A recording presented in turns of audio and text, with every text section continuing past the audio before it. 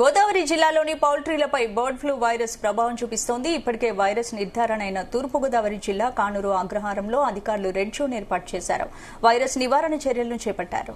Red zone పరిధిలోని పౌల్ట్రీలో మిగిలిన కోళ్లను పశుసంవర్ధక శాఖ నిబంధనల ప్రకారం ఖననం చేస్తున్నారు.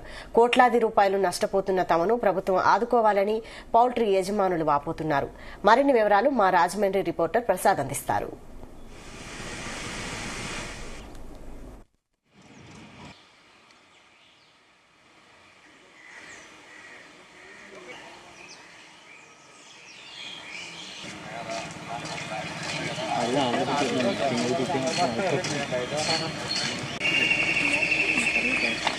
ఇది మహాలక్ష్మి పౌడర్ అనుకోండి, ఇది రామకృష్ణ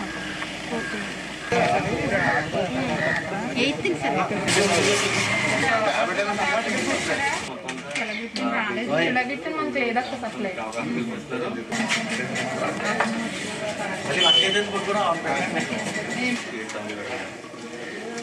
ఎన్ని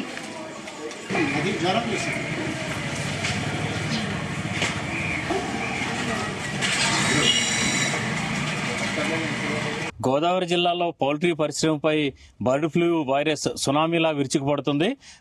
ఏదైతే కోళ్ల ఫారాలు కూడా ఖాళీ అయిపోతున్న పరిస్థితి అయితే ఉంది. ప్రస్తుతం మనం ఏదైతే ఈ రెడ్ జోన్ ప్రకటించి నిన్న వైరస్ నిర్ధారణ జరిగి రెడ్ జోన్ ప్రకటించిన కానూరు అగ్రహారం దగ్గరలో ఉన్న D30 అనే గ్రామంలో ఉన్న ఇక్కడ ఈ పౌల్ట్రీ పరిశ్రమ నా వెనక ఉన్న చూడొచ్చు. నిన్నటి వరకు కూడా కలకల్లాడిన మొత్తం పౌల్ట్రీ సంబంధించిన కోళ్ల ఫారాలన్నీ కూడా ప్రస్తుతం వెలవెలపోతున్నాయి. దాదాపుగా ఒక్కొక్క పౌల్ట్రీ ఫారంలో 1,00,000 కోళ్లు ఉంటే దాదాపు 70 నుంచి 80 వేల వరకు కూడా తుడిచిపెట్టిపోతూ కనీసం 10 నుంచి 20% కోళ్లు కూడా మిగిలిన పరిస్థితి అయితే ఉంది. ఇప్పటికే పశుసంవర్ధక శాఖ ఇవాళ ఉదయం నుంచి కూడా ఈ చనిపోయిన కోళ్లను అయితే పూడ్చిపెట్టే కార్యక్రమాన్ని అయితే కొనసాగిస్తుంది.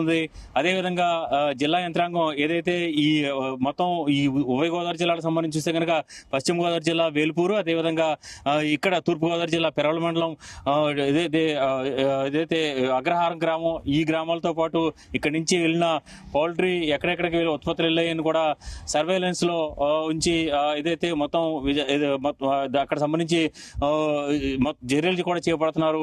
అయితే ప్రస్తుతం చూస్తే కనుక ఈ ప్రస్తుతం ఈ జరిగిన పరిణామం అంటే గత 2019లో వచ్చిన ఏదైతే ఈ బర్డ్ ఫ్లూని తలపిస్తుంది. ప్రస్తుతం అంటే కోళ్ల పరిశ్రమలో వైరస్లు అనేవి సాధారణంగానే మరోసారి బర్డ్ ఫ్లూ విరుచుకుపడిన నేపథ్యంలో పౌల్ట్రీ యజమానులంతా కూడా కోట్లాది రూపాయలు నష్టపోతున్న పరిస్థితి అయితే ఉంది. ప్రస్తుతం మనం ఇక్కడ ఏదైతే నిడదవోలు మండలం D30 వద్ద ఉన్న ఒక పౌల్ట్రీ వద్ద ఉన్నాం. ఇక్కడ మనతో పాటు ఈ పౌల్ట్రీ యజమాని ఉన్నారు. 27,500 వేసాము, ఇప్పటికి 22,000 చిల్లర పోయినాయి.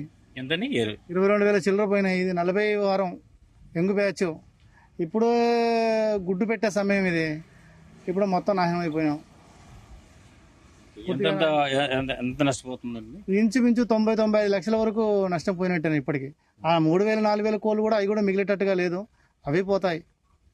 ఇక్కడ ఈ వైరస్ వస్తాను మీరు ముందుగా అంటే అప్రమత్తంగా ఉన్నారండి? మీకు ఎప్పుడు తెలిసిందండి ఇలా బర్డ్ ఫ్లూ అనేది? మాకు సంక్రాంతి పండుగ రోజు అటాక్ అయిందండి. భోగి రోజు బాగానే ఉంది, సంక్రాంతి పండుగ రోజు నుంచి అటాక్ అయిపోయింది. ఆన్ చేసి స్పీడ్ అయిపోయింది. స్పీడ్ అయిపోయి రోజు 3,000, 4,000, 5,000 అలా పోయింది, మొత్తం పోయింది. ఇప్పుడు పశుసంవర్ధక శాఖ అధికారులు తీసుకున్న చర్యల గురించి మీరు ఏమంటారంటే వచ్చి ఇక్కడ పరీక్షలు చేస్తున్నారా? వాళ్ళకి సంబంధించి ఎలాంటి చర్యలు చేస్తారు? ఇంకా ఎవరైనా రాలేదండి.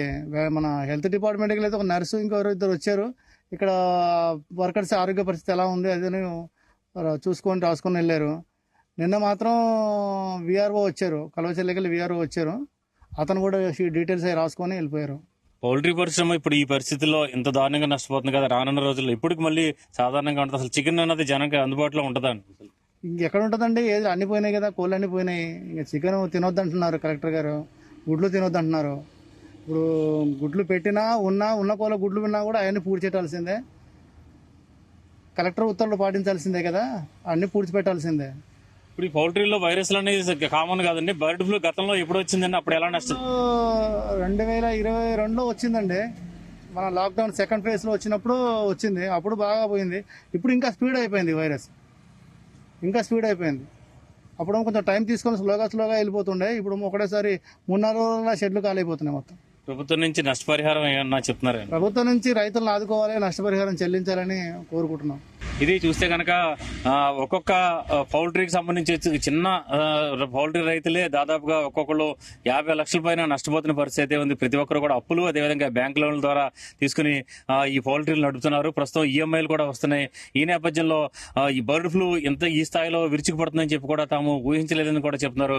ప్రస్తుతం ఇక్కడ చూస్తే కనుక ఈ కానూరు అగ్రహారం సమీపంలోనే మొత్తం చూస్తే కనుక ఒక కరోనా లాంటి పరిస్థితులు కూడా కనిపిస్తున్నాయి. ఏదైతే ఒక మాస్కులు ధరించడం కావచ్చు, లేదంటే ఇక్కడ సర్వేలెన్స్ లో ఉంచడం, ఈ ప్రాంతం మొత్తాన్ని కూడా వైద్య పరీక్షలు చేయడం, ఇవన్నీ కూడా ఒక కరోనా లాంటి పరిస్థితులు కూడా కల్పిస్తున్నాయి.